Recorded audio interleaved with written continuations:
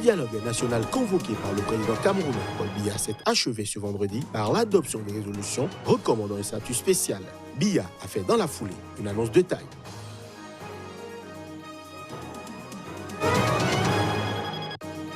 Les Algériens ont défilé dans les rues d'Alger pour un 33e vendredi consécutif en scandant pouvoir assassin, ce lors de manifestations contre la tenue le 12 décembre d'une présidentielle.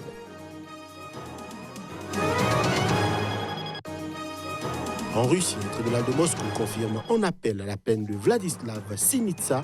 Le blogueur russe est condamné à 5 ans de prison pour un tweet suggérant de s'en prendre aux enfants de policiers.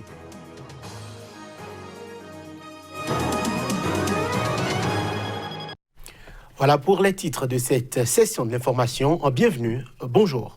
Le président camerounais Paul Biya a annoncé ce vendredi l'arrêt des poursuites contre les responsables de l'opposition, notamment ceux du parti de son rival à la présidentielle de 2018, ce quelques heures après la clôture du grand dialogue national censé mettre fin au conflit séparatiste qui ensanglante les deux régions anglophones du pays. Les détails. L'inamovible chef de l'État, 86 ans, confronté depuis des mois à des crises graves, inédites en 37 ans de pouvoir et d'intenses pressions internationales, semble jouer l'apaisement. Un soudain accès de clémence d'un président tout-puissant et jusqu'alors intransigeant tant face à l'opposition nationale qu'aux indépendantistes anglophones. J'ai décidé de l'arrêt des poursuites judiciaires contre certains responsables et militants de partis politiques, notamment du MRC, arrêtés et détenus pour des faits commis dans le cadre de la contestation des résultats de la récente élection présidentielle, a annoncé le chef de l'État sur son compte Twitter officiel. Un communiqué de la présidence précise qu'il s'agit de l'arrêt des poursuites devant les tribunaux militaires. Maurice Kamto et 88 de ses partisans étaient poursuivis devant un tribunal militaire à Yaoundé, notamment pour insurrection. Kamto, arrivé deuxième lors de la présidentielle d'octobre 2018, conteste la réélection de Biya et c'est à la suite d'une des manifestations organisées par son parti pour protester contre les résultats officiels de ce scrutin qu'il avait été arrêté et emprisonné fin janvier. L'annonce de Paul Biya intervient le jour de la clôture du grand dialogue national qu'il avait convoqué pour tenter de mettre un terme au conflit meurtrier opposant depuis 2 ans des groupes indépendantistes aux forces de l'ordre dans les deux régions anglophones de l'ouest du Cameroun. Le président avait déjà annoncé jeudi la fin des poursuites et la libération de 333 personnes arrêtées dans le cadre de cette crise. Et on reste au Cameroun où le dialogue national convoqué par le président Paul Biya s'est achevé ce vendredi. C'était par l'adoption de résolutions recommandant un statut spécial et une plus grande décentralisation pour les 2 provinces anglophones du pays. Il faut signaler que ces mesures sont rejetées par les principaux chefs séparatistes qui ont d'ailleurs boycotté le dit forum. Suivons un extrait de propos à la fin du dialogue. Vous avez retardé le processus de décentralisation de 23 ans jusqu'à ce que nous soyons arrivés à ce point où des gens sont morts et maintenant on dit ok, tout va s'effectuer maintenant. Nous espérons que le statut spécial qu'ils nous ont accordé ne mettra pas 23 ans de plus avant que nous réalisions ce statut. Décentralisation est véritablement à ce stade de notre évolution la meilleure réponse à ceux qui auraient souhaité qu'on revienne au fédéralisme.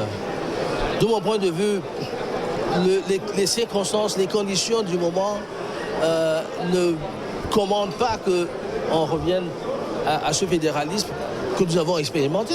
Je trouve que c'est la solution idoine au problème qui permet de préserver l'unité nationale tout en reconnaissant la spécificité et les particularités culturelles de nos frères du Nord-Ouest et du Sud-Ouest. Je pense qu'en notre sens, la sortie la plus judicieuse à la fin d'un tel dialogue, c'est un gouvernement de large ouverture qui devrait implémenter par l'exécutif les décisions de ce forum. Au Mali, les pertes infligées à l'armée en début de semaine par les djihadistes s'alourdissent selon un nouveau bilan communiqué jeudi soir par le ministre malien de la Défense, Ibrahima Daïrou Dembélé. L'armée a perdu 38 soldats dans l'attaque des 2 camps à Boulekessi et Mondoro. Il a fait savoir lors d'une visite au camp de Boulekessi dans le centre du pays. Les images. L'armée malienne a perdu 38 soldats dans l'attaque de 2 camps par des djihadistes en début de semaine. Il s'agit là d'un nouveau bilan officiel communiqué ce jeudi soir par le gouvernement. J'ai vu à Boulkessi, les soldats se sont bien battus. On est parti trouver des soldats dans leur position, des armes à la main. Ça veut dire qu'aujourd'hui, c'est vrai, c'est dur. Nous sommes des soldats, mais moi quand même, à mon niveau, je suis très fier de ces éléments, de ces parachutistes qui se sont battus sur la position. Après les décomptes, aujourd'hui même, on a enterré 38 corps.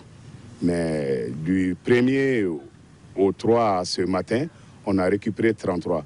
C'est ce matin même, les 3 derniers éléments ont été récupérés vers Mondoro. Mais parmi les 33, il y a 8 maintenant qui sont à l'infirmerie ici qu'on vient de visiter, qui sont malades, qui ont été pris en charge. Les blessés qu'on a vus à Boulkessi, ils vont bientôt rejoindre leur famille. Et déjà, il y a des éléments qui ont pris des dispositions là-bas. Ce nouveau bilan confirme l'ampleur du revers essuyé par l'armée malienne lundi et mardi autour des camps de Boulkessi et de Mondoro, dans le centre du Mali, près de la frontière du Burkina Faso. Le précédent bilan du gouvernement qui date de mardi soir faisait état d'au moins 25 soldats tués et d'une 60aine portés disparus. Le gouvernement avait immédiatement été soupçonné de minorer les chiffres. Les femmes et les enfants de soldats avaient exprimé leur colère ce mercredi à Bamako, réclamant la vérité, des nouvelles des soldats et des moyens supplémentaires pour leur armée. Face à la contestation, le ministre Ibrahima Daïrou Dembélé a appelé à l'unité. Après 5 mois, l'ennemi n'a pu enregistrer un coup, mais malgré ce coup dur, nous devons serrer la ceinture. C'est un combat dur, difficile, mais face à cette guerre-là, nous devons rester unis, ensemble derrière le chef. C'est dans ça seulement que nous allons gagner. Je vais continuer demain sur Boni, Douanza, inviter les autres à plus de courage, à plus de détermination dans leur position. Les forces maliennes n'avaient pas connu un tel bain de sang depuis le 17 mars au moins, quand une attaque djihadiste contre un camp de l'armée à Dioura avait fait près de 30 morts. Le Mali a entamé ce jeudi 3 jours de deuil national. Je l'annonçais en titre, des Algériens ont défilé dans les rues d'Alger pour un 33e vendredi consécutif en scandant pouvoir assassin. C'était lors de manifestations contre la tenue le 12 décembre prochain d'une élection présidentielle. Nos enfants ont été exilés par la bande. Ils sont oubliés à l'étranger à cause des voleurs de ce pays qui l'ont pillé, qui ont volé les droits des combattants, ont détourné l'argent des martyrs, de leurs femmes et de leurs enfants. Ils ont pris les droits de nos fils et leur argent. Comme je vous l'ai dit, cela restera pacifique si Dieu le veut. Nous voulons des élections, mais pas des élections avec la bande. Si cela se passe comme ça veut dire un 5e mandat pur et simple.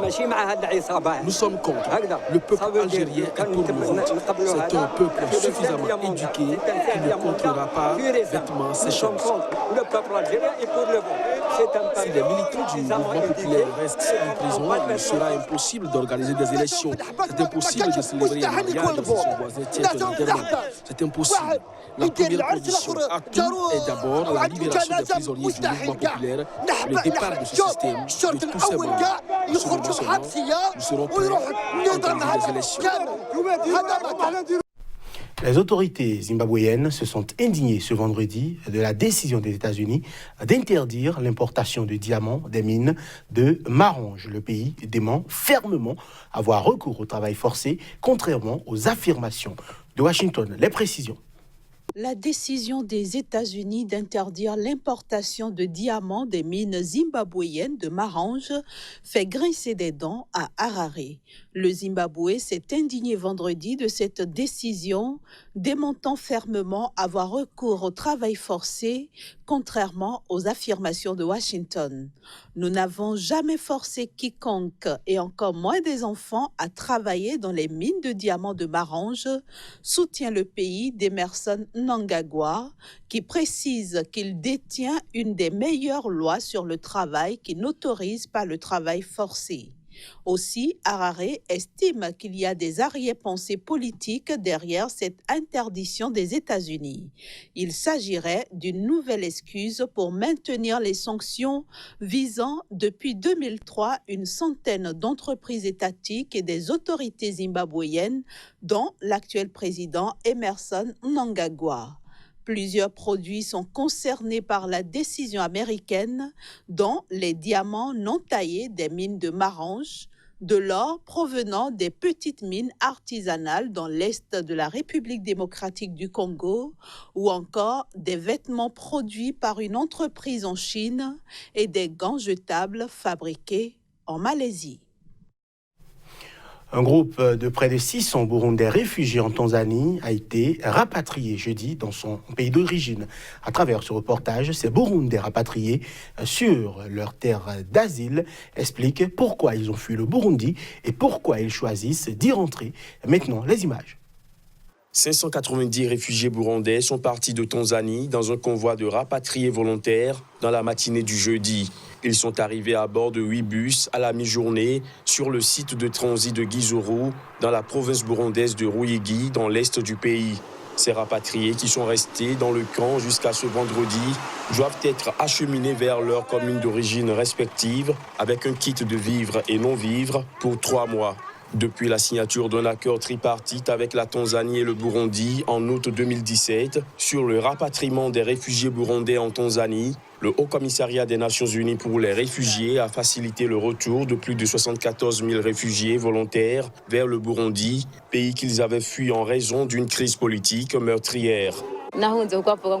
J'ai fui le Burundi parce qu'on disait que les élections n'allaient pas bien se passer. J'ai pris peur. C'est ce qui m'a poussé à fuir le pays.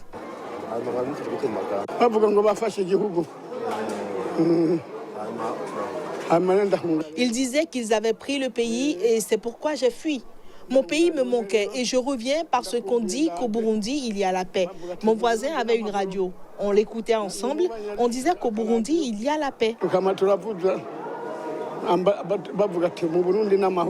Selon le HCR, il reste encore en Tanzanie 225 000 réfugiés burundais répartis dans 3 camps situés dans le nord-ouest du pays. 71 000 autres réfugiés burundais sont au Rwanda, 45 000 en République démocratique du Congo et 43 000 en Ouganda. Et pour finir, un tribunal de Moscou a confirmé en appel la peine de Vladislav Sinitsa, le blogueur russe condamné à 5 ans de prison pour un tweet suggérant de s'en prendre aux enfants de policiers. C'était au plus fort d'un mouvement de contestation électorale fermement réprimé. Vladislav Sinitsa reste en prison pour 5 ans. Le blogueur russe de 30 ans a vu sa peine confirmée par un tribunal de Moscou. Il est reconnu coupable d'avoir posté un tweet suggérant de s'en prendre aux enfants de policiers au plus fort d'un mouvement de contestation électorale fermement réprimé.